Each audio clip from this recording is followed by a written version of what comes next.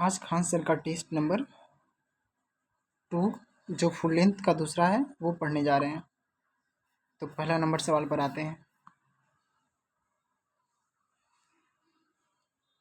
निम्नलिखित में से किस वैज्ञानिक को उत्प्लावन के सिद्धांत को प्रतिपादित करने का श्रेय दिया जाता है? आर्किमिडीज को। उत्प्लावन के सिद्धांत का प्रतिपादन आर्किमिडीज ने किया था। क्रिश्चियन ह्यूजेंस जो है वो प्रकाश का तरंग सिद्धांत दिया था। प्रकाश का तरंग सिद्धांत दिया था। और जेम्स क्लार्क मैक्सवेल ने विद्युत चुम्बकीय सिद्धांत दिया था। विद्युत चुम्बकीय सिद्धांत दिया और बताया कि प्रकाश एक विद्युत चुम्बकीय तरंग है। तो इस प्रकार सवाल नंबर 2 पे आ रहे हैं। सवाल नंबर 2 में है वैज्ञानिक और खोज। वैज्ञानिक और खोज। फ्रांसिस हेस जो है ये ब्रह्मांडीय विकिरण की खोज से संबंधित है। फ्रांसिस हेस। और नील्स बोर जो है हाइड्रोजन परमाणु का quantum model. Niels Bohr hydrogen परमाणु का क्वांटम मॉडल। और सीवी रमन जो है वो अणुओं द्वारा प्रकाश का अप्रत्यास्थ प्रकीर्णन। और एम एन साहा जो है तापीय आयनीकरण। इस प्रकार इसका आंसर ए हो जाएगा।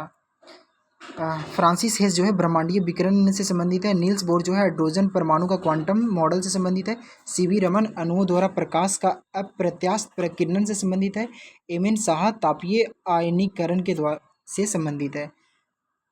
अगले नंबर सवाल पे आ रहे हैं। निम्नलिखित में से कौन सा शब्द हेप्लिक सीमा का सर्वोत्तम रूप से वर्णन करता है? हेप्लिक सीमा का वर्णन सर्वोत्तम रूप से कौन करता है?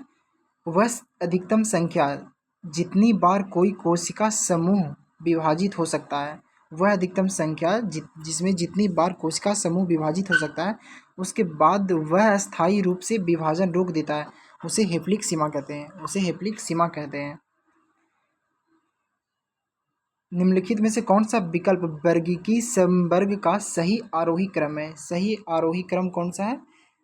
तो जाति के बाद वंश कुल के बाद गण के बाद वर्ग के बाद संवर्ग के बाद जगत। इस प्रकार इसका आंसर बी होगा।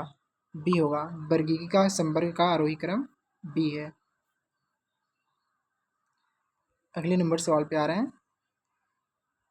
निम्नलिखित में से कौन सा कथन आनुवांशिक कूट के गुणों का सटीक वर्णन करता है? आनुवांशिक गुण के कूटों का सटीक वर्णन करता है। तो ये करता है, ये कौन सा करता है?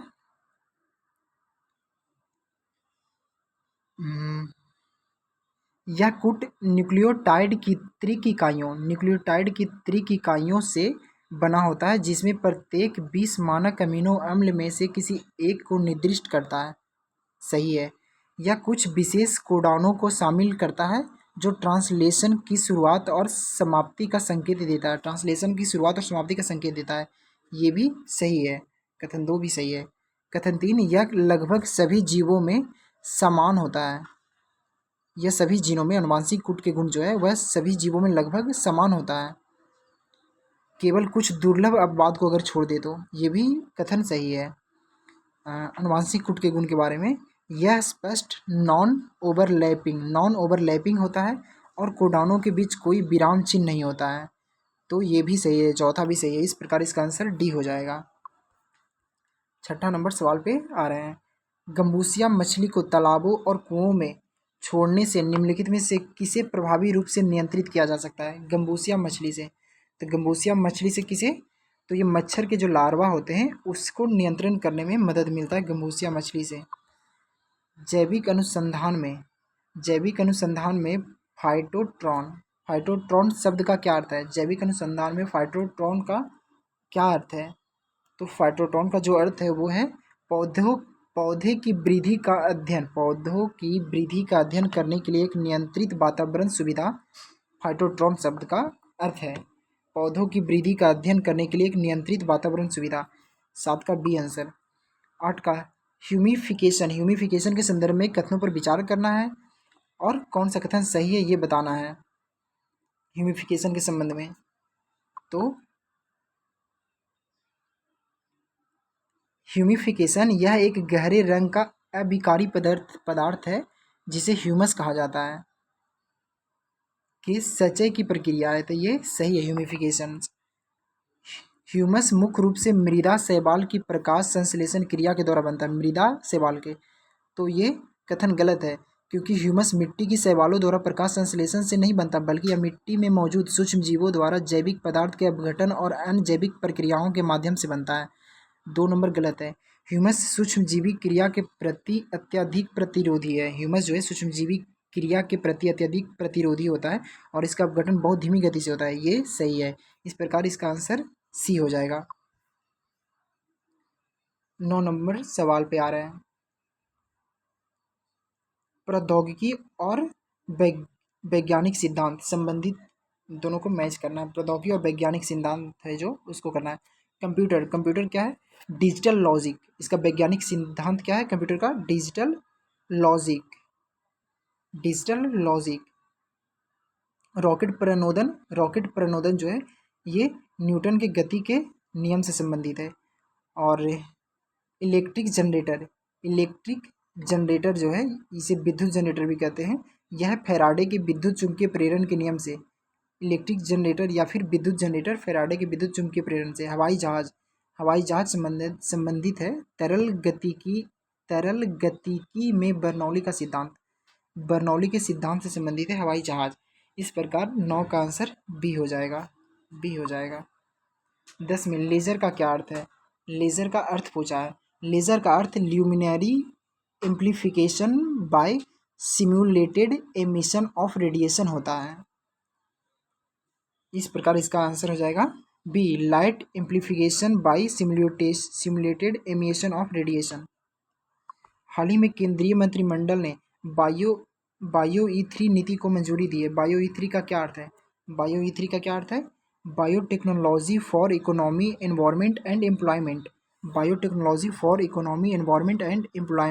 3 का अर्थ है। भारत ने अपना पहला राष्ट्रीय अंतरिक्ष दिवस कब मनाया? भारत ने अपना पहला राष्ट्रीय अंतरिक्ष दिवस कब मनाया?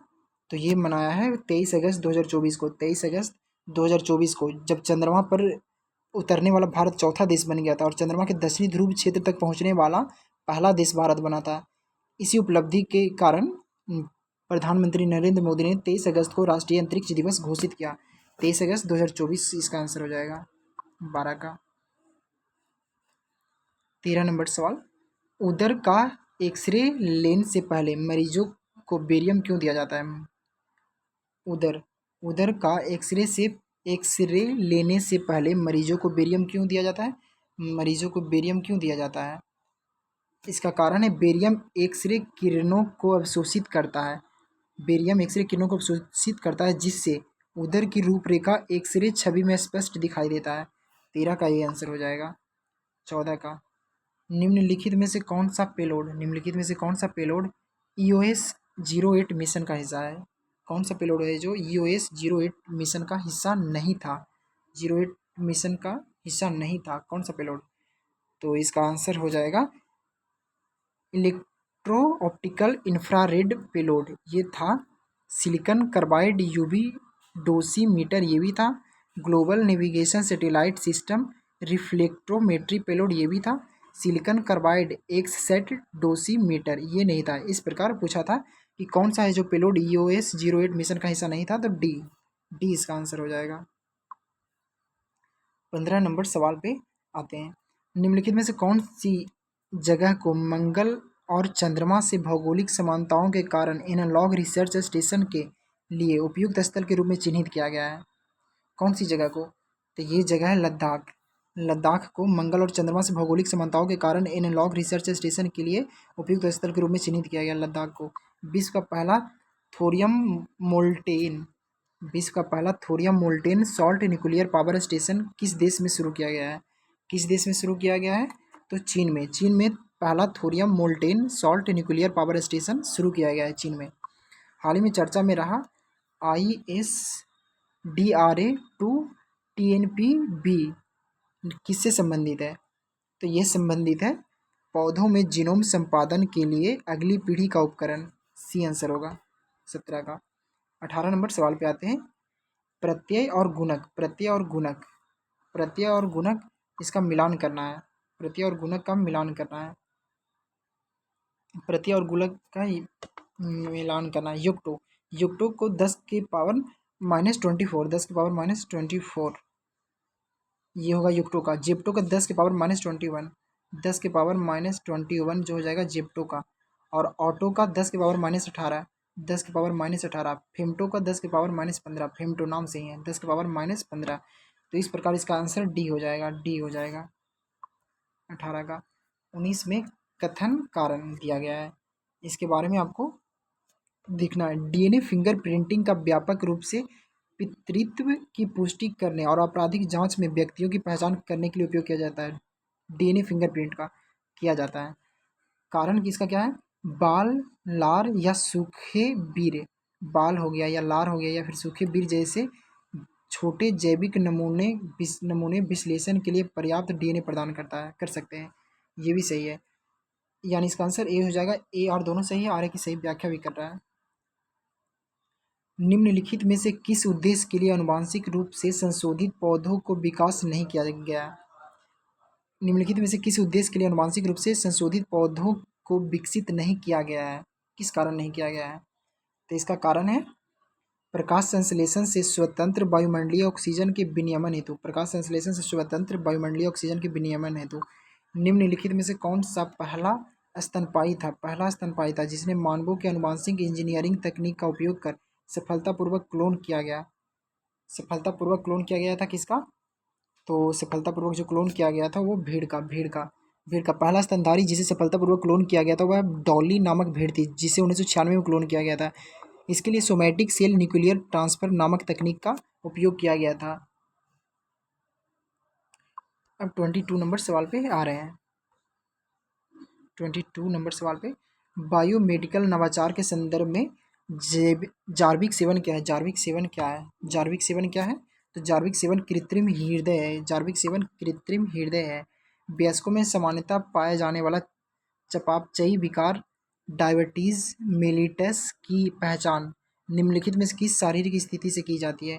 डायबिटीज मेलिटस का पहचान की जाती है जो किस शारीरिक स्थिति से? तो इसकी स्थिति कौन सी होती है? रक्त में शर्करा यानी ब्लड शुगर का बढ़ा हुआ स्तर और इंसुलिन स्राव में कमी, इंसुलिन स्राव में कमी। आंसर इसका ए हो जाएगा। 24 में अत्यंत निम्न तापमान के कारण सामान्यतः तरल नाइट्रोजन का उपयोग निम्नलिखित में से किस कार्य में किया जाता है? तरल नाइट्रोजन का उपयोग किस कार्य में किया जाता है? ऊतकों, कोशिकाओं जैसे जैविक नमूनों को संरक्षित करने के लिए, ऊतकों और कोशिकाओं जैसे जैविक नमूनों को संरक्षित करने के लिए। निम्नलिखित में से कौन सा हृदयघात के लिए उत्तरदायी घटनाओं का सही क्रम दर्शाता है? हृदयघात के लिए उत्तरदायी घटनाक्रम का सही दर्शाता है कौन सा? तो तंतुमय ऊतक जो है और उच्च कोलेस्ट्रॉल के कारण प्लाक का निर्माण, प्लाक का निर्माण। तो ये हो जाएगा पहला। और इसके बाद पहला के बाद फिर पहला के बाद जो दूसरा होगा वो होगा रक्त वाहिका में आंतरिक लूमेन का संकुचित होना, आंतरिक लूमेन का संकुचित होना। इसके बाद कोरोनरी धमनियों में रक्त के थक्के का प्रवेश, रक्त के थक्के का प्रवेश। और फिर इसके बाद होगा हृदय की मांसपेशियों को रक्त और ऑक्सीजन की आपूर्ति में कमी।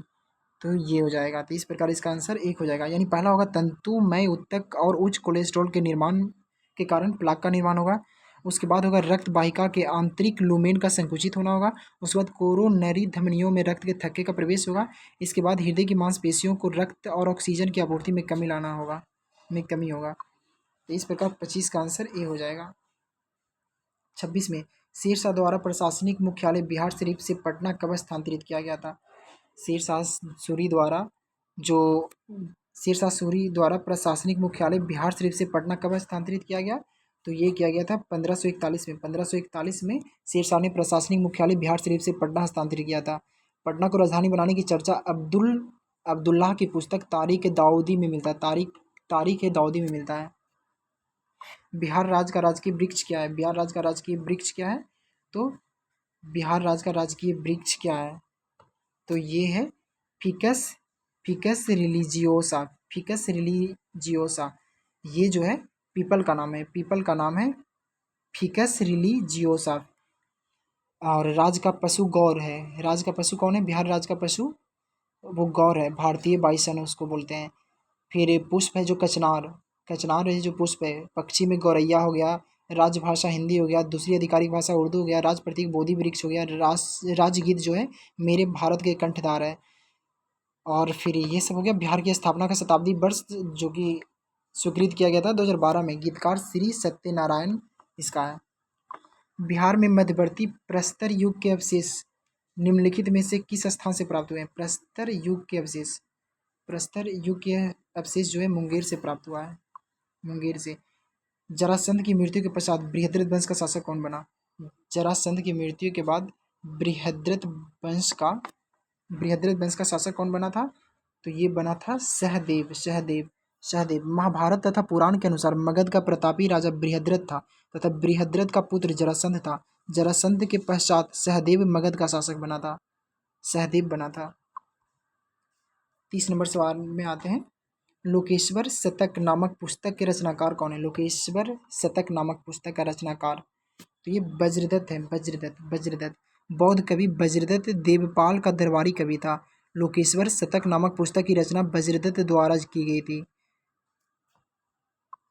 निम्नलिखित में से कौन सा मध्ययुगीन बिहार में व्यापार और शिल्प उत्पादन की प्रकृति को सटीक रूप से दर्शाता है? मध्ययुगीन बिहार में व्यापार और शिल्प के उत्पादन की प्रकृति को सटीक रूप से दर्शाता है कौन सा युग? तो ये हो जाएगा स्थानीय और क्षेत्रीय व्यापार नेटवर्कों के सहयोग से शिल्प उत्पादन जो है वो फला फूला है, स्थानीय और क्षेत्रीय व्यापार के नेटवर्क के सहयोग से। तो इस प्रकार 31 का आंसर बी हो जाएगा, 31 का आंसर बी हो जाएगा। हालांकि बिहार मुख्यतः एक कृषि प्रधान क्षेत्र है, फिर भी वहाँ शिल्प उत्पादन और व्यापार विशेषकर वस्त्र, धातु कर्म, चमड़े के उत्पादों में उल्लेखनीय विकास हुआ है। इस वृद्धि को स्थानीय बाजारों और व्यापार मार्गों जैसे नदियों और जमीनी नेटवर्क ने सहयोग प्रदान किया, जिससे बंगाल और उत्तरी भारत के अन्य क्षेत्र के साथ व्यापारिक लेन देन संभव हो सका। 32 नंबर सवाल पे आ रहे हैं। कुंवर मानसी, कुंवर मानसी को बिहार का मनसबदार कब नियुक्त किया गया? कुंवर मानसी को बिहार का मनसबदार कब नियुक्त किया गया था? तो ये किया गया था 1587 में। 1587 में सूबेदार सईद खां के स्थान पर 1587 में कुंवर मानसी को बिहार का मनसबदार नियुक्त किया गया था। मानसी ने रोहतास को अपनी राजधानी बनाई और वहाँ एक किले का निर्माण भी करवाया था रोहतास में। तो 32 का हो गया। अब 33 नंबर। 1857 के विद्रोह का नेतृत्व बिहार के छपरा निम्नलिखित में से किस व्यक्ति ने किया था?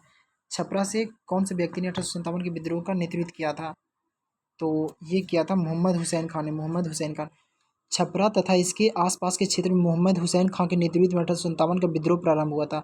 बिहार में पहला विद्रोह 12 जून 1857 को देवघर जिले के रोहिणी गांव में हुआ था। उस समय रोहिणी में 32वीं इन्फेंट्री रेजिमेंट का मुख्यालय था। तो इस प्रकार छपरा से जो नेतृत्व किया था वो मोहम्मद हुसैन खां हो जाएगा आंसर। बिहार में के निम्नलिखित में से किस क्षेत्र में चंद्रिका से गिरीश तिवारी, भरत मिश्रा द्वारा नमक सत्याग्रह प्रारंभ किया गया था? नमक सत्याग्रह प्रारंभ किया गया था।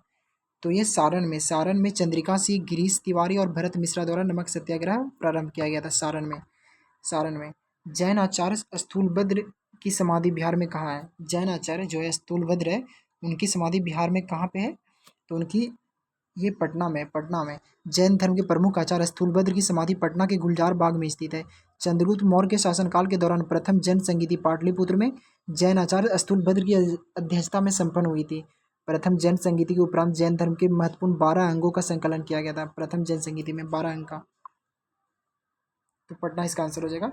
बिहार में कौन सा झरना बिहार का नियाग्रा के नाम से जाना जाता है? बिहार का नियाग्रा के नाम से जाना जाता है। तो ये बी यानी ककोलत झरना, ककोलत झरना बिहार का नियाग्रा के नाम से जाना जाता है, जो कि नवादा में लगभग है, नवादा के आसपास में है। बिहार का कुल भौगोलिक क्षेत्रफल कितना है? बिहार का कुल भौगोलिक क्षेत्रफल कितना है? तो बिहार का कुल भौगोलिक क्षेत्रफल 94,163 वर्ग किलोमीटर है। बिहार के कितने जिले उत्तर प्रदेश के साथ अपनी सीमा साझा करता है? बिहार के कितने जिले जो उत्तर प्रदेश के साथ सीमा साझा करता है? तो ये तकरीबन 8 जिला है जो उत्तर प्रदेश से सीमा साझा करता है। ये है, अगर नीचे से देखते हैं तो रोहतास, कैमूर, बक्सर, भोजपुर, सारण, सिवान, गोपालगंज और पश्चिमी चंपारण है। 39 नंबर सवाल पे आ रहा है। बिहार में कुंडों और उनसे उनके संबंधित स्थानों के निम्नलिखित युगों में से कौन सा सही सुमेलित है? कौन सा सही सुमेलित है? नानाकुंड राजगिरी, ये सही है। नानाकुंड राजगिरी, ये सही है। इसके बाद लक्ष्मण कुंड, लक्ष्मण कुंड कहाँ है? बेगूसराय, ये गलत है। लक्ष्मण कुंड जो है ये मुंगेर में है। लक्ष्मण कुंड मुंगेर में है, रामेश्वर कुंड मुंगेर में है, गौमुख कुंड मुंगेर में है, सीता कुंड मुंगेर में है, ऋषि कुंड मुंगेर में है, भीम कुंड बांध जो है मुंगेर में है। फिर भीम बांध जमुई, ये भीम बांध जमुई नहीं है। भीम बांध अभी बताया कि भीम बांध मुंगेर में है, ये भी गलत है। अग्निकुंड रोहतास लिखा है, अग्निकुंड रोहतास नहीं है, ये गया में है। अग्निकुंड रोहतास नहीं, गया में है। इस प्रकार 39 का आंसर ए सही है। निम्नलिखित कथनों पर विचार करना है, उपयुक्त में से कौन सा कथन सही है ये बताना है। कौन सा कथन सही है ये बताना है। बिहार आकार में मोटे तौर पर आयताकार है, जिसकी पूर्व से पश्चिम चौड़ाई 345 किलोमीटर और उत्तर से दक्षिण की लंबाई 483 किलोमीटर है।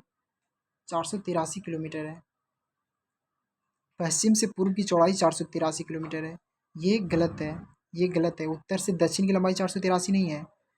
ये पूर्व से मतलब पूर्व से पश्चिम जो है वो चौड़ाई जो है 483 किलोमीटर है। उत्तर से दक्षिण की लंबाई 345 किलोमीटर है, तो एक गलत है। इसकी औसत ऊंचाई समुद्र तल से 173 फीट यानी 53 मीटर है, दो सही है, यानी इसका आंसर बी होगा। 40 का आंसर बी होगा। सरैया मान झील बिहार के निम्नलिखित में से किस शहर में स्थित है? सरैया मान झील, सरैया मान झील बेतिया में, सरैया मान झील बेतिया में। बिहार में पंचायत निकायों में महिलाओं के लिए 50% आरक्षण किस वर्ष प्रदान किया गया था? 2006 में। कब किया गया था? 2006 में। 50% जो महिलाओं को आरक्षण मिला था वो 2006 में मिला था। बिहार विधान परिषद में कुल सदस्यों की संख्या कितनी है? बिहार विधान परिषद में सदस्यों की संख्या 75 है, 75 है। 44 नंबर सवाल पे आ रहे हैं। बिहार मानवाधिकार आयोग के पहले अध्यक्ष कौन थे? बिहार मानवाधिकार आयोग के पहले अध्यक्ष कौन थे? पहले अध्यक्ष S N Jha, S N Jha. Bihar मानवाधिकार आयोग के पहले अध्यक्ष जस्टिस एस एन झा थे, जो जम्मू कश्मीर और राजस्थान उच्च न्यायालय के पूर्व मुख्य न्यायाधीश थे। 25 जून 2008 को आयोग के कार्यात्मक होने पर उनकी नियुक्ति की गई थी। बिहार राज्य सरकार की प्रमुख योजना जल जीवन हरियाली मिशन किस वर्ष शुरू की गई थी? 2019 में। जल जीवन हरियाली मिशन कब शुरू की गई थी? 2019 में। जल जीवन हरियाली मिशन 2019 में। भारत की राजकोष की नीति में फिस्कल ड्रैग की अवधारणा को निम्नलिखित में से कौन सा विकल्प सबसे उपयुक्त रूप से दर्शाता है? तो भारत की राजकोष की नीति में फिस्कल ड्रैग को कौन अच्छा से वर्णन कर रहा है? फिस्कल ड्रैग को, तो फिस्कल ड्रैग को कौन कर रहा है?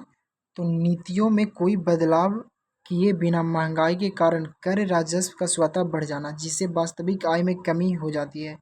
सी आंसर होगा। सी आंसर होगा।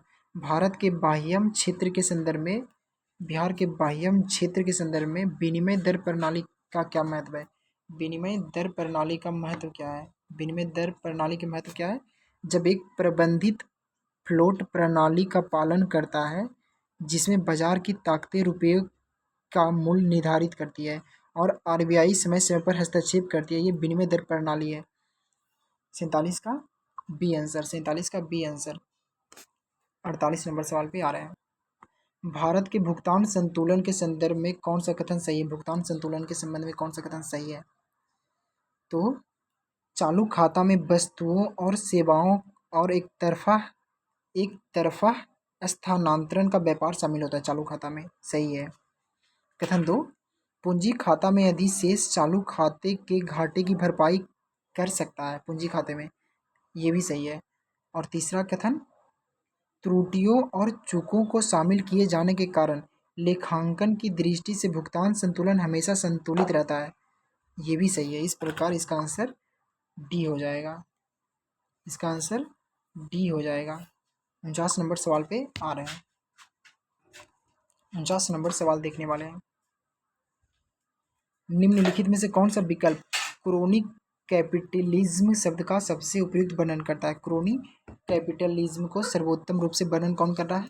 तो ये कर रहा है एक ऐसा आर्थिक तंत्र जहां व्यवसायों की सफलता सरकार के अधिकारियों से नजदीकी संबंध के कारण होता है। एक ऐसा आर्थिक तंत्र जहां व्यवसायों की सफलता सरकार के अधिकारियों से नजदीकी संबंध के कारण होता है, वो क्रोनी कैपिटलिज्म कहलाता है। क्रोनी कैपिटलिज्म जो सरकारी अधिकारी के निजी संबंध के कारण होता है। यदि नाम मात्र सकल घरेलू उत्पाद बढ़ता है लेकिन वास्तविक सकल घरेलू उत्पाद वही रहता है तो संभवतः क्या होगा? नाम मात्र सकल घरेलू उत्पाद बढ़ता है और वास्तविक सकल घरेलू उत्पाद वही रहता है तो क्या होगा? मुद्रास्फीति होगी। तो क्या होगा? मुद्रास्फीति होगी। यदि नॉमिनल जीडीपी बढ़ती है जबकि वास्तविक जीडीपी स्थिर रहती है तो यह संकेत देता है कि मूल्य स्तर बढ़ गया है, यानी मुद्रास्फीति बढ़ गया है।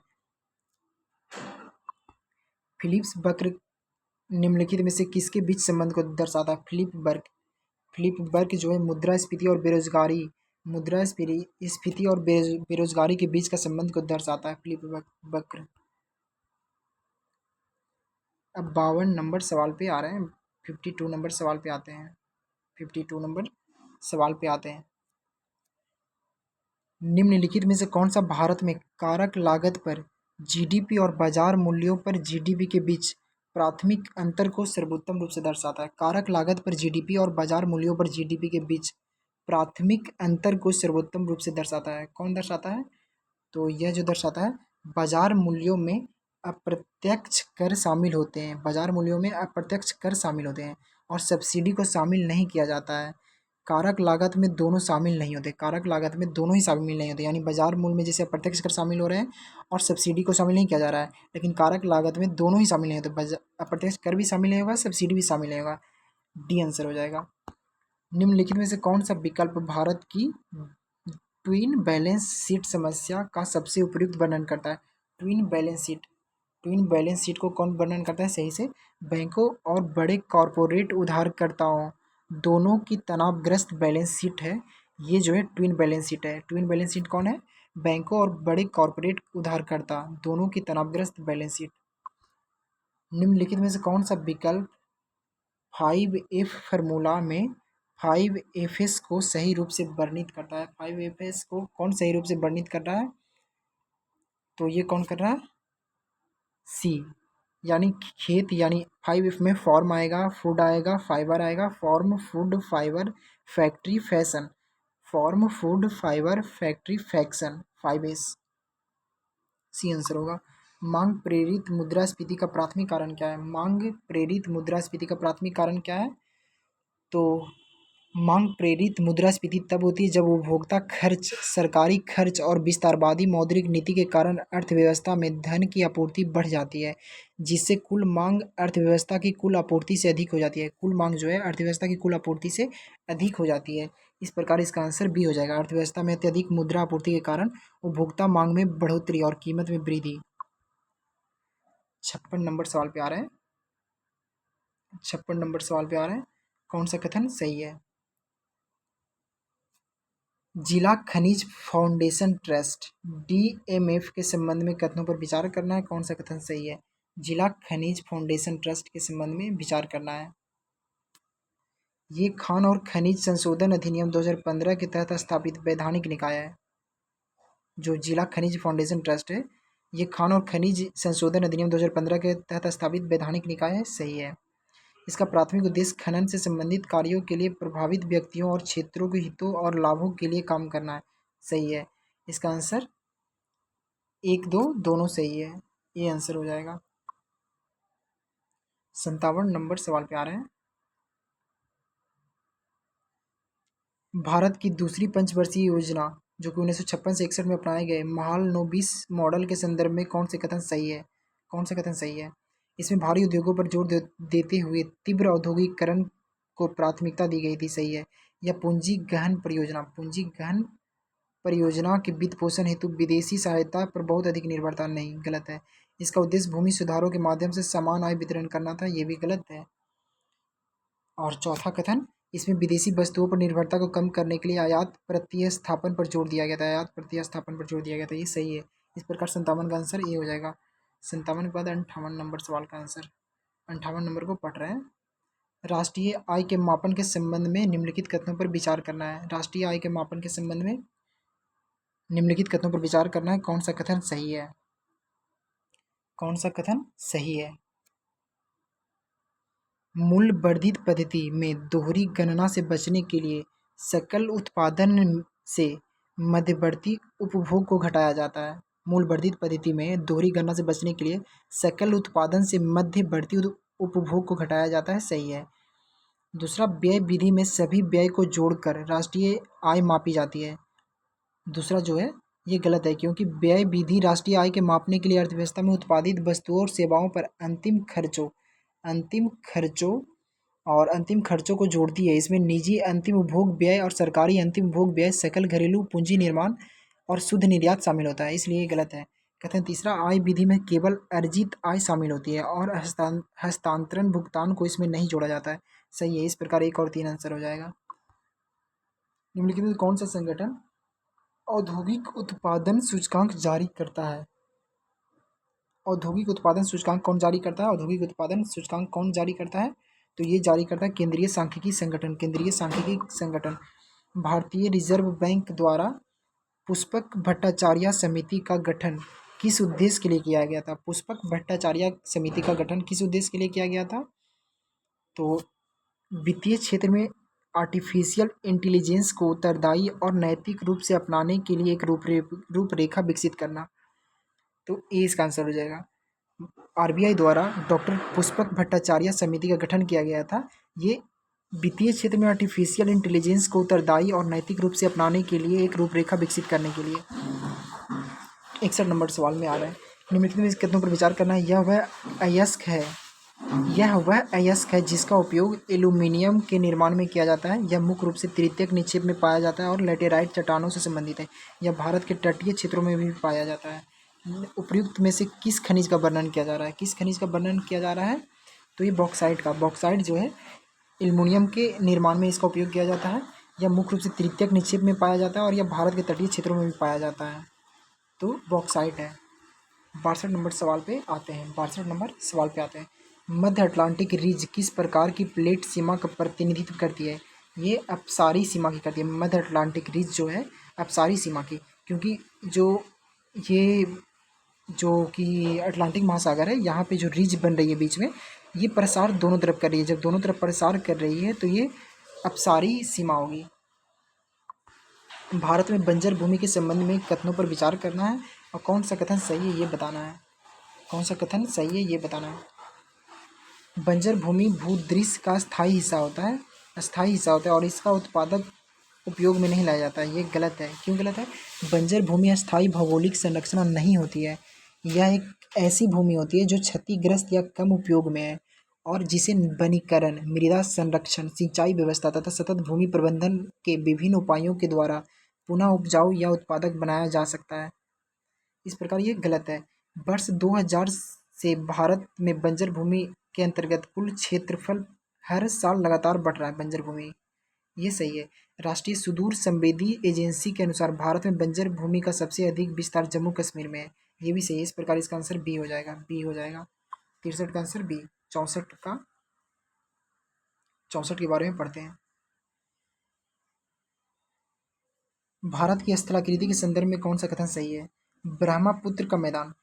ब्रह्मपुत्र का मैदान मुख्य रूप से मेघालय के पठारी क्षेत्र में फैला हुआ है। एक गलत है, ये गलत है, क्योंकि ब्रह्मपुत्र का मैदान जो मेघालय के पठारी क्षेत्र में स्थित नहीं है। यह मैदान मुख्य रूप से असम और अरुणाचल प्रदेश के कुछ हिस्सों में फैला हुआ है। अरुणाचल प्रदेश और असम के कुछ हिस्सों में फैला हुआ है, तो एक गलत है। जब एक गलत है तो ए होगा नहीं, डी होगा नहीं, सी होगा नहीं। इस प्रकार इसका आंसर बी हो जाएगा। चलिए तीसरा ऑप्शन पढ़ते हैं। पंजाब और हरियाणा के मैदान थार रेगिस्तान के उत्तर पूर्व में स्थित है। थार रेगिस्तान के उत्तर पूर्व में पंजाब और हरियाणा के मैदान स्थित है। तो ये तीसरा जो है सही है। तीसरा कथन सही है। दूसरा पढ़ते हैं। अरावली पर्वतमाला के पश्चिम में स्थित रेगिस्तान क्षेत्र मुख्य रूप से राजस्थान के मैदान का हिस्सा है, ये भी सही है। गंगा का मैदान पश्चिम में यमुना के संगम से लेकर पूर्व में मिजोरम तक फैला है, मिजोरम तक नहीं है। चौथा गलत है। क्यों नहीं है? गंगा का मैदान पश्चिम में प्रयागराज में यमुना के संगम से लेकर पूर्व में पूर्वांचल पर्वतमाला की तलहटी तक फैला हुआ है, जो मुख्यतः उत्तर प्रदेश, बिहार, पश्चिम बंगाल को कवर करता है। यह मिजोरम तक विस्तृत नहीं है, जो दक्षिण पूर्व में स्थित है, और गंगा के मैदान का नहीं, बल्कि यह उत्तर पूर्व पहाड़ियों या पर्वत प्रणालियों का हिस्सा है। तो इस प्रकार इसका आंसर बी हो गया है। ये तो एलिमिनेट करके भी आंसर आ गया है। 64 के बाद 65 नंबर सवाल। 65 नंबर सवाल। दक्षिण भारत की अपवाह प्रणाली के संबंध में विचार करना है, कौन से सही है? हिमालय पर्वत निर्माण के दौरान भूमि में झुकाव के कारण प्रायद्वीपीय भारत का अधिकांश प्रमुख नदियां पूर्व की ओर प्रवाहित होने लगी। ये कथन जो एक कथन है ये सही है। प्रायद्वीपीय क्षेत्र की अधिकांश जो नदियां होती है जैसे गोदावरी, कृष्णा, कावेरी, महानदी, ये सब जो पूर्व की ओर बहती है, बंगाल की खाड़ी में जो कि गिरती है, इन नदियों के पूर्व मोही प्रवाह का कारण प्रायद्वीपीय भूखंड का एक सौम्य ढलान है जो हिमालय के निर्माण के दौरान पर्वत निर्माण प्रक्रियाओं से जुड़ी विवर्तनिकी गतिविधियों के परिणाम स्वरूप उत्पन्न हुआ है। कथन दो, नर्मदा और ताप्ती नदियां अन्य प्रमुख प्रायद्वीपीय नदियों की तरह पूर्व की ओर प्रवाहित होती है। नर्मदा और ताप्ती जो पश्चिम की ओर होती है, पश्चिम की ओर यानी ये अरब सागर में गिरती है नर्मदा और ताप्ती। तो दूसरा गलत है, इस प्रकार इसका आंसर एक हो जाएगा। 65। 66 नंबर सवाल। 66 नंबर सवाल, भूमध्य सागरीय जलवायु के संदर्भ में कथनों पर विचार करना है। भूमध्य सागरीय जलवायु के संबंध में विचार करना है। तटीय पवनों के कारण ग्रीष्मकाल गर्म और आर्द्र होता है। तटीय पवनों के कारण होता है, नहीं, गलत। शीतकाल वर्षा अटलांटिक महासागर से आने वाली पश्चिमी विक्षोभ के कारण होता है, ये सही है। भूमध्य सागरीय क्षेत्रों में अधिकतम वर्षा ग्रीष्म ऋतु में होती है, नहीं, शरद ऋतु में होती है। इस प्रकार इसका आंसर बी हो जाएगा। 66 के बाद 67, निम्नलिखित में से कौन सा विकल्प स्पष्ट रूप से यह समझाता है कि पहाड़ों की पवनाभिमुखी किनारा प्रायः मरुस्थल क्षेत्र क्यों बनाता है? जो पवन विमुख क्षेत्र होता है वो मरुस्थल क्यों बनाता है? तो ये इसके बारे में बताए तो ये अगर हवा जो उतरती हुई हवा है उसकी नमी धारण करने की क्षमता कम हो जाती है और रुद्धोष्म रूप से गर्म होने के कारण, तो ए 67 का आंसर ए हो जाएगा। 68 में निम्नलिखित में से किसे वायुमंडलीय संकट के रूप में वर्गीकृत किया गया है? वायुमंडलीय संकट के रूप में वर्गीकृत किया गया है, तो ये किया गया है ब्लिजार्ड को और ओलावृष्टि को, जो कि वायुमंडलीय संकट के रूप में। भूमि धंसना ये वायुमंडलीय संकट नहीं है, हिमस्खलन भी वायुमंडलीय संकट नहीं है। तो इस प्रकार इसका आंसर 1 और 4 यानी बी हो जाएगा। 69 का, निम्नलिखित में से कौन सा कुछ भूमध्य रेखीय सीमांत क्षेत्र के विशिष्ट दोहरे अधिकतम वर्षा पैटर्न को सर्वोत्तम रूप से दर्शाता है? तो ये कौन दर्शाता है? वर्ष में 2 बार सूर्य की उपस्थिति के कारण संवहनीय वर्षा होती है, सी। गुच्छित बस्तियों के संबंध में कथनों पर विचार करना। गुच्छित बस्तियों के संबंध में कौन सा सही है? गुच्छित बस्ती के संबंध में, ये बस्तियां ग्रामीण क्षेत्रों में घरों के एक सघन और आसपास बने समूह के रूप में होते हैं, एक सही है। तो इसका आंसर दूसरा गलत है। 70 का 2 गलत है। क्यों गलत है? सघन रूप से निर्मित क्षेत्र और उसके बीच की गलियां किसी न किसी पहचाने जाने योग्य आकृति या ज्यामितीय स्वरूप जैसे आयताकार, रेडियल और रेखीय आदि व्यवस्थित होती है। इस प्रकार की बस्तियां सामान्यतः उपजाऊ जलोढ़ मैदान और पूर्वोत्तर राज्यों में पाई जाती है। इस प्रकार 70 का आंसर ए हो जाएगा। 71 नंबर, ओस और यमन और बोरो शब्द भारत में किस फसल की खेती के लिए है? ओस, अमन और बोरो। ओस, अमन और बोरो ये है चावल की ओस, अमन और बोरो जो है चावल की फसल की खेती के लिए है।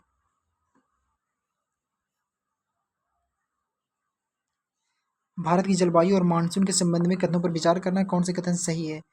तो मानसून शब्द अरबी शब्द मौसम से लिया गया जिसका अर्थ ऋतु है, एक सही है।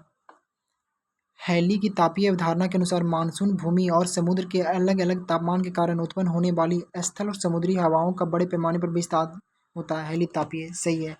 हैली की तापीय अवधारणा की आलोचना यह एक ऐसी यह एक इसमें पृथ्वी के घूर्णन के कारण होने वाली कोरियालिस बल के प्रभाव पर विचार नहीं किया गया।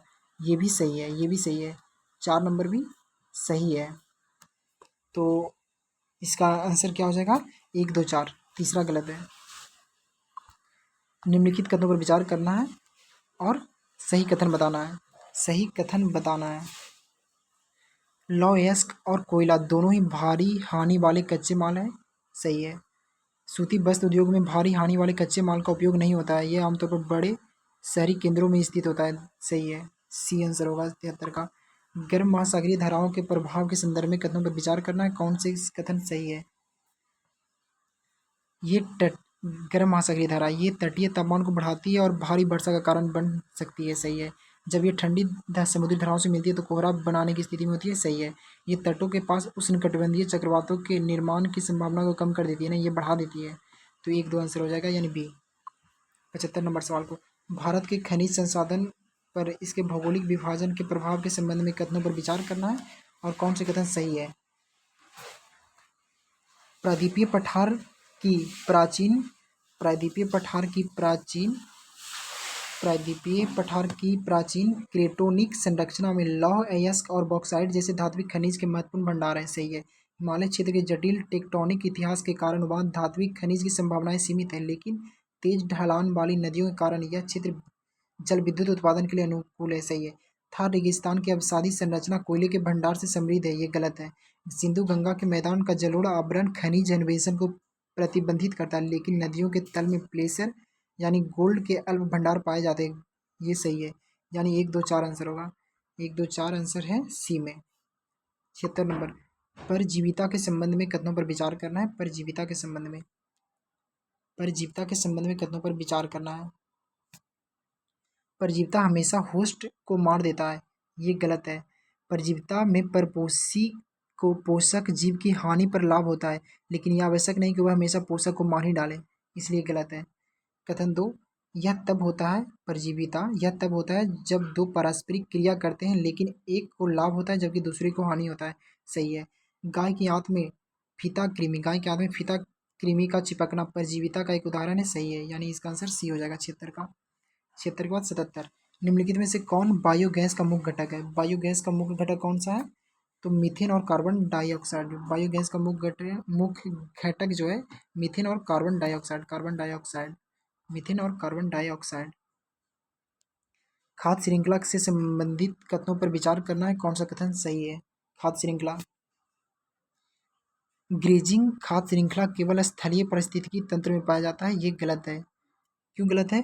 चराई खाद्य श्रृंखला जो है वो उत्पादकों या स्वपोषी से शुरू होता है, जिसका उपभोग परपोषी करते हैं। यह स्थलीय और जलीय दोनों पारिस्थितिकी तंत्र में पाया जाता है। ग्रेजिंग और डेट्रिस यानी अपघटन, ग्रेजिंग और अपघटन खाद्य श्रृंखला आपस में जुड़ी नहीं होती है। ये भी गलत है। ये खाद्य श्रृंखला आपस में जुड़ी होती है क्योंकि अपरद खाद्य श्रृंखला अपनी प्रारंभिक ऊर्जा चराई खाद्य श्रृंखला द्वारा उत्पादित अपशिष्ट उत्पादों और मृतक कार्बनिक पदार्थ से प्राप्त करती है। इसलिए 2 गलत है। डेट्रिट्स यानी अपघटक खाद्य श्रृंखला के लिए प्रारंभिक ऊर्जा स्रोत मृत कार्बनिक पदार्थ है। ये सही है। इस प्रकार बी आंसर होगा।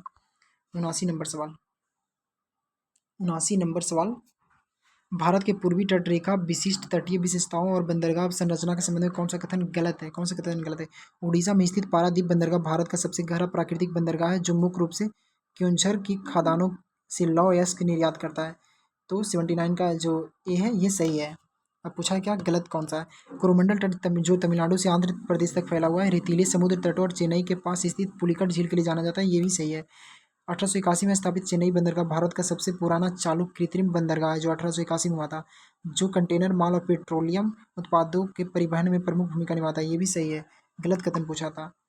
तो आंध्र प्रदेश का विशाखापत्तनम बंदरगाह झारखंड के कोयला भंडार के निकट होने के कारण, झारखंड के निकट कहाँ है? ये गलत है।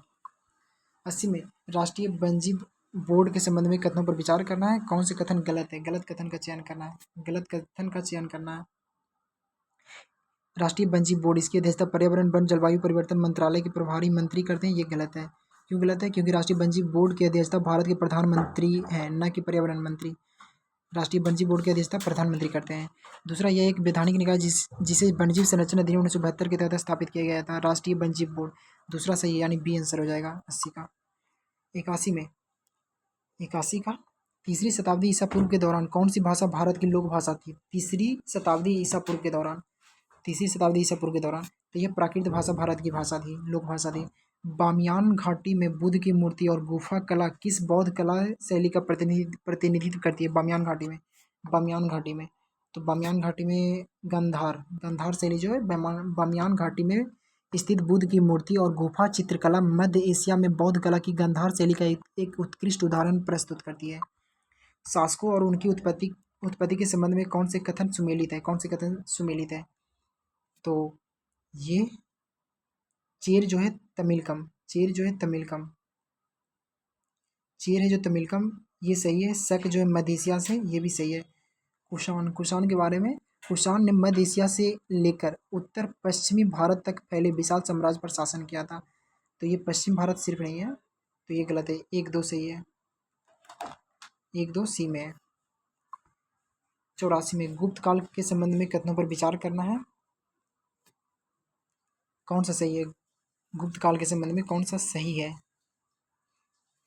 गुप्त शासकों ने रूपक नामक सर्वाधिक संख्या में स्वर्ण मुद्राएं जारी किए। स्वर्ण मुद्रा जो गुप्त में जारी किया गया था वो उसका नाम रूपक था, वो गलत है। गुप्त शासक ने दिनार नामक अनेक स्वर्ण मुद्राएं जारी की जिन पर राजाओं की छवियां अंकित थी और जो शुद्ध तथा कला के प्रति उनकी अभिरुचि को दर्शाता है।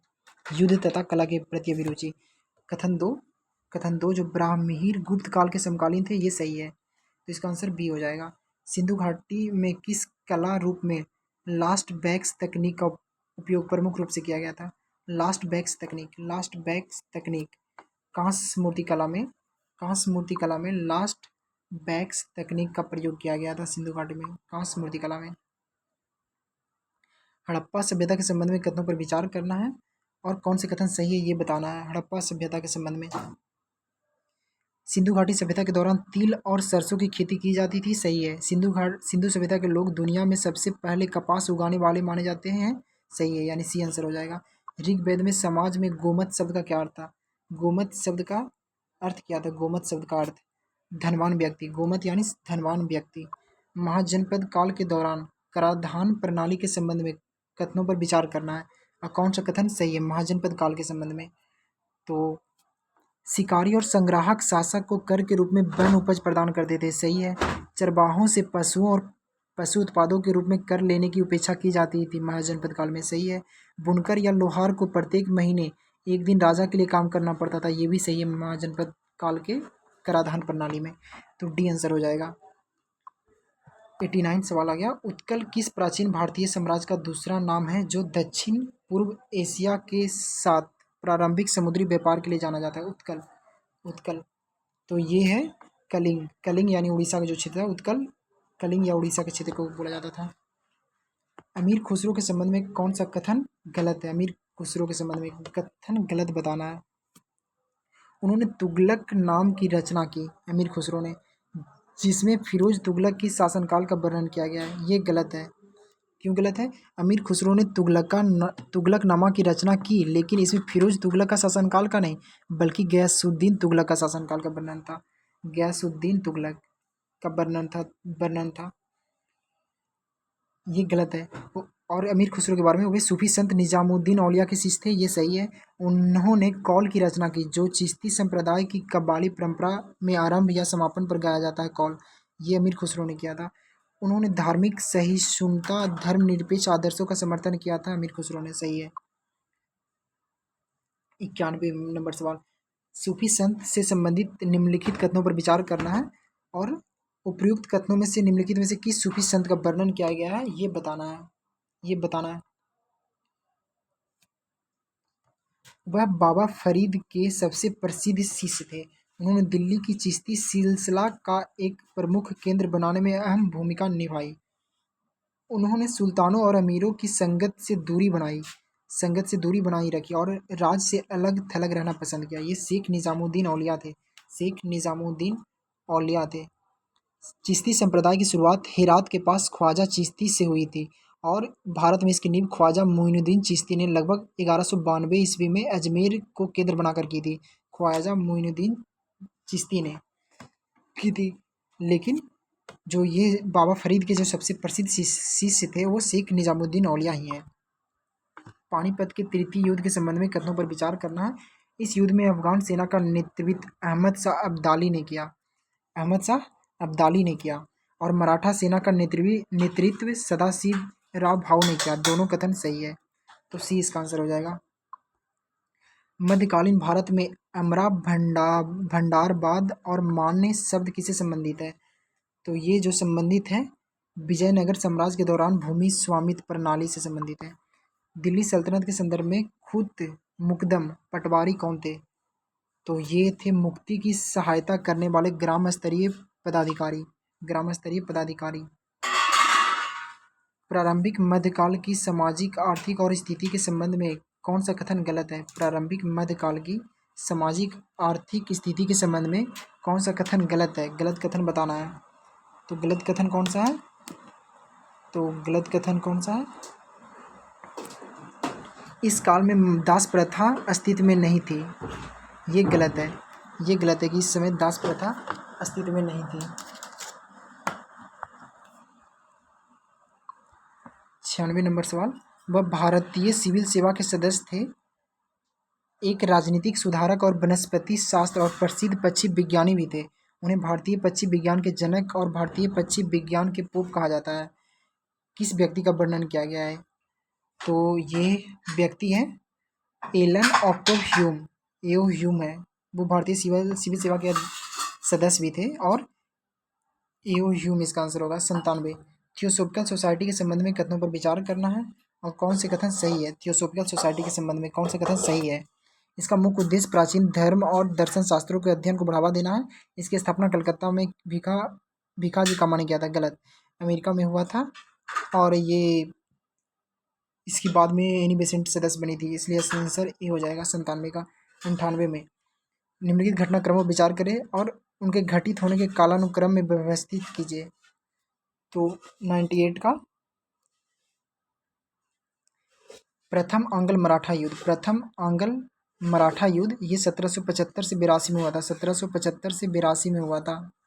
और प्रथम आंग्ल बर्मा युद्ध। प्रथम आंग्ल बर्मा युद्ध 24 से 26 में हुआ था। 24 से 26 में 1824 से 26 में हुआ था। ये 1824 से 26 में हुआ था। और जो आंग्ल मराठा युद्ध था जो 1700 में था।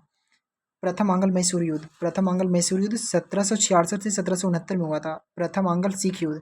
प्रथम आंग्ल सिख युद्ध 1845-46 में हुआ था। इस प्रकार इसका आंसर सी हो जाएगा। 98 का आंसर सी।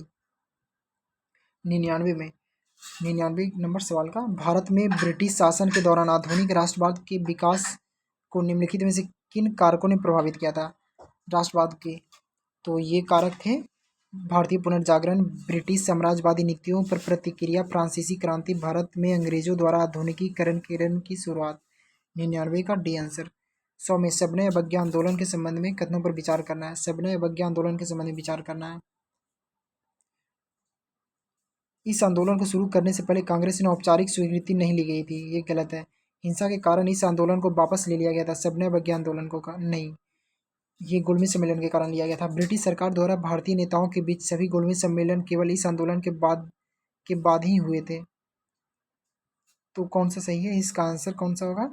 100 का आंसर तीसरा सही है, यानी बी।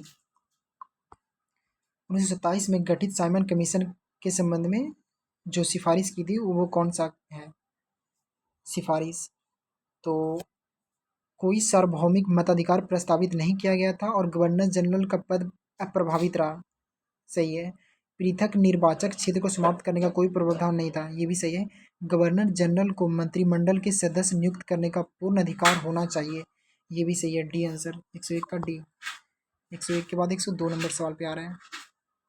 1857 की क्रांति में एक प्रमुख केंद्र रहे किस राज्य को लॉर्ड डलहौजी ने एक ऐसा चेरी जो अपने आप हमारे मुंह में गिर जाएगी कहा था? किसको बोला था? ये बोला था अवध को। अवध को। निम्नलिखित में से कौन सी ईस्ट इंडिया कंपनी द्वारा भारतीय भूमि पर अर्जित पहली स्वामित्व वाली संपत्ति थी? कौन सी थी? तो ये थी Fort Saint George. Fort Saint George. Fort Saint George.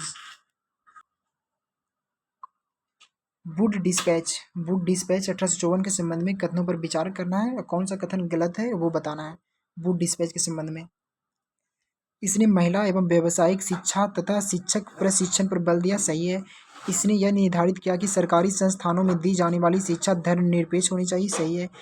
इसने निजी उद्यम को प्रोत्साहित करने के लिए अनुदान सहायता की एक प्रणाली की सिफारिश की, ये भी सही है। तो कौन सा कथन गलत है ये पूछा है? डी, कोई भी गलत नहीं है। निम्नलिखित सामाजिक धार्मिक सुधार को कालानुक्रम में व्यवस्थित करना है। कालानुक्रम में व्यवस्थित करना है। तो सबसे पहले इसमें से हुआ था वेदांत कॉलेज की स्थापना। वेदांत कॉलेज की स्थापना सबसे पहले हुआ था जो राजा राम मोहन राय जो ब्रह्मा समाज की स्थापना किए थे, उन्होंने वेदांत कॉलेज की स्थापना 1825 में किया था। तो वेदांत कॉलेज 1825 में। वेदांत कॉलेज के बाद ब्रह्मा सभा की स्थापना 1828 में किया गया और उसके बाद बेथ्यून स्कूल की स्थापना 1849 में की गई। तो इस प्रकार 105 का आंसर ए होगा। 106 में हाल ही में 7 न्यायाधीशों की संविधान पीठ द्वारा अनुसूचित जातियों के भीतर अलग कोटा के लिए उपवर्गीकरण को बरकरार रखने पर सर्वोच्च न्यायालय के किस फैसले को पलट दिया? किस फैसले को पलट दिया? ईबी चिनैया मामला। ईबी चिनैया मामला। किस मंत्रालय ने बेहतर बुनियादी ढांचे के माध्यम से न्याय प्रदान करने के मूल्यांकन हेतु अनुभव जन अध्ययन शीर्षक से रिपोर्ट प्रकाशित किया है? तो ये किया है विधि एवं न्याय मंत्रालय, विधि एवं न्याय मंत्रालय। अंजी अंजी खड्ड पुल के बारे में कथन पर विचार करना है, कौन सा सही है, कौन सा सही है? यह भारत का पहला केबल स्टेड रेल पुल है जो 11 महीनों में पूरा हुआ और पुल में प्रयुक्त केबल स्ट्रैंड की कुल लंबाई 653 किलोमीटर है। ये सही है, 653 किलोमीटर है, ये सही है। इसके अलावा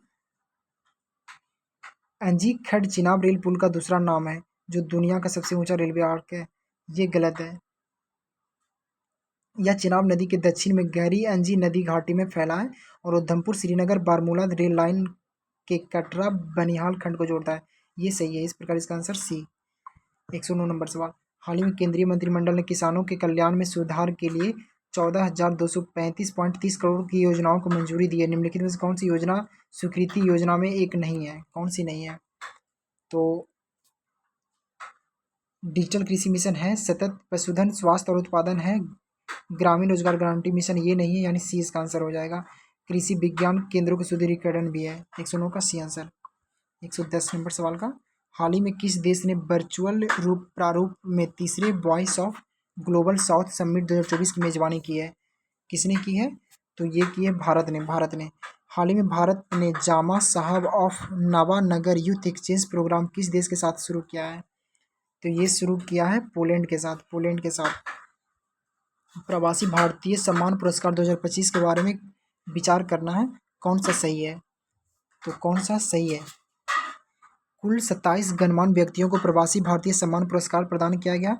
त्रिनिदाद और टोबैगो की 7वीं राष्ट्रपति महामहिम क्रिस्टीन कार्ला कंगालू ने भी यह पुरस्कार प्राप्त किया। ये भी सही, यानी ए आंसर होगा। 112 का ये आंसर। 113 में हाल ही में किस राज्य ने एक ब्रह्मा बाह्यम सहयोग अधिकारी नियुक्त किया है? बाह्यम सहयोग अधिकारी नियुक्त किया है किसने किया है? तो ये किया है केरल ने बाह्यम सहयोग अधिकारी नियुक्त किया है। वर्तमान में कौन सा देश IPEF आपूर्ति श्रृंखला परिषद की अध्यक्षता कर रहा है? कौन सा देश कर रहा है? तो ये है अमेरिका कर रहा है। 115 नंबर सवाल। हाल ही में खबरों में रहा सेंट मार्टिन द्वीप किस जल निकाय में स्थित है? सेंट मार्टिन द्वीप बंगाल की खाड़ी में है। सेंट मार्टिन द्वीप कहाँ है? बंगाल की खाड़ी में। सोनमर्ग सुरंग के बारे में कथनों पर विचार करना है, कौन सा सही है? यह लगभग 22 किलोमीटर लंबी है, ये एक गलत है। इसका निर्माण 6.4 किलोमीटर लंबी सोनमर्ग मुख्य सुरंग, एक निकास सुरंग और पहुंच मार्ग शामिल है। ये सही है। सोनमर्ग सुरंग जम्मू और कश्मीर के गंदेरबल जिले में गगननीर और सोनमर्ग को जोड़ता है। ये भी सही है, यानी 116 का आंसर बी हो जाएगा। 117 का जलवायु परिवर्तन पर संयुक्त राष्ट्र फ्रेमवर्क कन्वेंशन की चौथी द्विवार्षिक अद्यतन रिपोर्ट के बारे में कथनों पर विचार करना है और कौन सा कथन सही है ये बताना है। तो जलवायु परिवर्तन पर संयुक्त राष्ट्र फ्रेमवर्क कन्वेंशन को भारत की चौथी द्विवार्षिक अद्यतन रिपोर्ट 30 दिसंबर 2024 को प्रस्तुत की गई थी। एक सही है, इसलिए इसका आंसर सिर्फ एक ही होगा, ए। 118 का देखना है। हाल ही में सरकार ने संशोधित मॉडल कौशल ऋण योजना के तहत अधिकतम ऋण की सीमा 1.5 लाख से बढ़ाकर कितनी कर दी है? 1.5 लाख से बढ़ा करके 7.5 लाख कर दी है। 118 सवाल हो गया। 119 नंबर सवाल पे आ रहे हैं। हाल ही में प्रधानमंत्री द्वारा कितनी उच्च उपज देने वाली जलवायु अनुकूल और जैव सशक्त फसल किस्मों जारी की गई है? तो ये है 109 किस्में।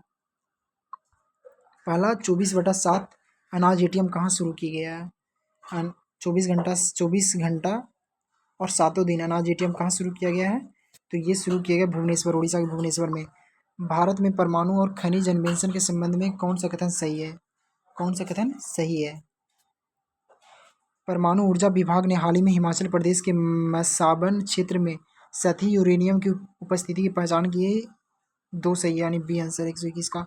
122 में भारत के प्रथम पुनः प्रयोज्य हाइब्रिड रॉकेट का नाम क्या है? पुनः प्रयोज्य हाइब्रिड रॉकेट का नाम क्या है? तो ये इसका नाम है रूहमी वन नाम है। हाल ही में DRDO द्वारा SU-30 MKI से परीक्षण किए गए लॉन्ग रेंज ग्लाइड बम का नाम क्या है? गौरव गौरव गौरव गौरव। अगला सवाल आ रहे हैं, बेब्स शिखर सम्मेलन 2025 किस भारतीय शहर में आयोजित किया गया है? बेब्स शिखर सम्मेलन 2025 मुंबई में आयोजित किया गया है। 125 नंबर सवाल में, निम्नलिखित में से कौन सा राज्य सकल पर्यावरण उत्पाद सूचकांक लॉन्च करने वाला पहला भारतीय राज्य बन गया है? तो कौन बन गया है? उत्तराखंड। उत्तराखंड। किस देश किस देश किस देश द्वारा जलवायु वित्त कार्रवाई कोष की शुरुआत की गई है? किस देश द्वारा जलवायु वित्त कार्रवाई कोष की शुरुआत की गई है? तो ये शुरुआत की गई है अजरबैजान के द्वारा। अजरबैजान के द्वारा। अजरबैजान के द्वारा। 127 नंबर सवाल में आ रहा है, वर्ष 2024-25 के लिए प्रमुख कृषि फसलों खरीफ और रबी के उत्पादन में दूसरे अग्रिम अनुमान के बारे में कथनों पर विचार करना है और कौन सा युग में सुमेलित है ये बताना है, कौन सा सही है। तो कौन सा सही है ये बताना है। खरीफ खाद्यान्न उत्पादन में 1663.91 लाख मीट्रिक टन और रबी खाद्यान्न में 1645.27 लाख मीट्रिक टन अनुमानित है। सही है। गेहूं का उत्पादन 1154.30 लाख मीट्रिक टन अनुमानित है। ये भी सही है, यानी ए आंसर होगा। 128 नंबर सवाल का 128 नंबर सवाल, राष्ट्रीय पंचायती राज दिवस 2025 के दौरान किस ग्राम पंचायत को आत्मनिर्भर पंचायत विशेष पुरस्कार से सम्मानित किया गया है? यानी आत्मनिर्भर विशेष पुरस्कार रैंक 1 प्राप्त हुआ है। किसको प्राप्त हुआ है? तो ये प्राप्त हुआ है माल ग्राम पंचायत, रंगारेड्डी जिला, तेलंगाना, यानी बी आंसर हो जाएगा। 129 नंबर सवाल पे आ रहे हैं। 129 नंबर सवाल पे आ रहा है, हाल ही में यूक्रेन ने किस ऑपरेशन के तहत रूस के 5 एयरबेस पर ड्रोन हमला किया है? किस ऑपरेशन के तहत किया है? तो ये ऑपरेशन का नाम है operation spider wave. Operation spider wave. 2027 की जनगणना के लिए सरकार द्वारा जारी जनगणना अधिसूचना के बारे में कौन सा कथन सही है? कौन सा कथन सही है? तो जनगणना में लगभग 34 लाख गणनाकार, पर्यवेक्षक और 1.3 लाख जनगणना अधिकारी तैनात किए जाएंगे। 130 का सी आंसर है। 131 का 131 का, संविधान की प्रस्तावना के संबंध में कथनों पर विचार करना है। गलत कथन कौन है ये बताना है। प्रस्तावना के संबंध में, भारत के संविधान की प्रस्तावना सर बी एन राव द्वारा प्रस्तुत उद्देश्य प्रस्ताव पर आधारित है। गलत, जेल नेहरू द्वारा है। न्याय सामाजिक और आर्थिक और राजनीतिक का आदर्श फ्रांसीसी क्रांति से लिया गया है। ये भी गलत है। 1976 के 42वें संविधान संशोधन अधिनियम द्वारा 3 नए शब्द जोड़े गए, समाजवादी, धर्मनिरपेक्ष, अखंडता। ये सही है। तो गलत कथन पूछ रहा था, 1-2 गलत है। निम्नलिखित में से कौन सी भारतीय क्षेत्र को किसी विदेशी राज्य को सौंपने की संवैधानिक रूप से सही प्रक्रिया है? सही प्रक्रिया कौन सी है? अनुच्छेद 368 के अंतर्गत संविधान में संशोधन करके। सी। 133 में 133 में दिया गया है। और कौन 133 नंबर सवाल पे आ रहे हैं, भारत के संविधान में डीपीएसपी के संबंध में कौन सा युग्म सुमेलित है? कौन सा युग्म सुमेलित है? तो कौन सा युग्म सुमेलित है? 148 गायों के वध पर प्रतिबंध और उनकी नस्ल में सुधार। ये सही है। कौन सा अनुच्छेद यह कहता है कि देश के शासन में नीति निर्देशक सिद्धांत मौलिक है? नीति निर्देशक सिद्धांत जो है वो मौलिक है। 37 बोलता है, 37 आर्टिकल बोलता है। 135 में भारतीय संविधान में मौलिक कर्तव्यों के संबंध में कौन सा कथन सही है? मौलिक कर्तव्य के बारे में कौन सा कथन सही है? तो कौन सा कथन सही है मौलिक कर्तव्य के बारे में? सरदार स्वर्ण समिति ने मौलिक कर्तव्य को न्यायोचित बनाने की सिफारिश की, लेकिन इसे स्वीकार नहीं किया गया। सही है। अनुच्छेद 51 के अंतर्गत मौलिक कर्तव्य केवल भारत के नागरिक पर लागू होते, विदेशियों पर नहीं। ये भी सही है। और 86वें संविधान संशोधन अधिनियम 2002 के तहत 6 से 14 वर्ष की आयु के बच्चों को शिक्षा प्रदान करने के कर्तव्य को 11वें मौलिक कर्तव्य के रूप में जोड़ा गया। ये भी सही है, यानी डी आंसर 135 का। 136 नंबर सवाल पे आते हैं, भारत के निर्वाचन आयोग की शक्तियों और कार्यों के संबंध में कौन सा कथन सही है? कौन सा कथन सही है? यह राजनीतिक दलों का पंजीकरण और गैर पंजीकरण कर सकता है तथा दलों की मान्यता और चुनाव चिन्हों से संबंधित विवादों में अर्ध न्यायिक प्राधिकरण के रूप में कार्य करता है। सही है। एक सही है। यह सांसद और विधायक की अयोग्यता के संबंध में राष्ट्रपति और राज्यपाल को सलाह दे सकता है। ये भी सही है। यह संसद और राज्य विधानमंडल तथा राष्ट्रपति एवं उपराष्ट्रपति के पदों के लिए होने वाले चुनाव का पर्यवेक्षण कर सकते हैं। ये भी सही है। इस प्रकार इसका आंसर क्या होगा? 1, 3, 4, यानी ए। 36 का ए। 37 नंबर सवाल पे आते हैं, कथन और कारण बताना है। 137 का, उपाध्यक्ष अध्यक्ष के अधीनस्थ नहीं होता है, सही है। उनकी नियुक्ति यानी उपाध्यक्ष की नियुक्ति सीधे सदन के अध्यक्ष द्वारा की जाती है, ये गलत है, यानी सी आंसर होगा 137 का सी आंसर होगा। क्यों? क्योंकि उपसभापति लोकसभा अध्यक्ष के अधीनस्थ नहीं होता है, वह सीधे लोकसभा के प्रति उत्तरदायी होता है। लोकसभा के उपाध्यक्ष का चुनाव लोकसभा द्वारा अपने सदस्यों में से ही किया जाता है। 138 नंबर सवाल का देखते हैं। 138 निम्नलिखित आपातकाल के दौरान राजनीतिक स्तर पर मुख्य संकट प्रबंधक कौन होता है? प्रधानमंत्री। 138 का हो गया। 139 नंबर सवाल पे आ रहे हैं।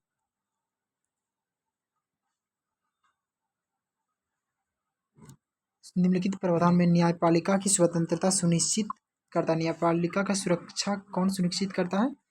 न्यायाधीश की सेवा शर्तें निश्चित होती है और नियुक्ति के बाद उनमें कोई अलाभकारी परिवर्तन नहीं किया जा सकता है, सही है। न्यायपालिका का व्यय भारत की संचित निधि पर भारित होता है, जिससे वित्तीय स्वायत्तता सुनिश्चित होती है, सही है। न्यायपालिका को अपने अधिकार की अवमानना के लिए दंडित करने, अपनी गरिमा और स्वतंत्रता रक्षा करने का अधिकार है, ये भी सही है। न्यायिक कार्यों में हस्तक्षेप को रोकने के लिए न्यायपालिका को कार्यपालिका से अलग किया गया, ये भी सही है। इसका अधिकार क्षेत्र संसद द्वारा नहीं बदला जा सकता, ये गलत है। इस प्रकार 139 का आंसर 1, 2, 3, 4 होगा, यानी सी। 40 में एक राष्ट्र एक चुनाव के कार्यान्वयन के लिए संविधान के किस अनुच्छेद में संशोधन की आवश्यकता होगी? किस अनुच्छेद में संविधान की संशोधन की आवश्यकता होगी?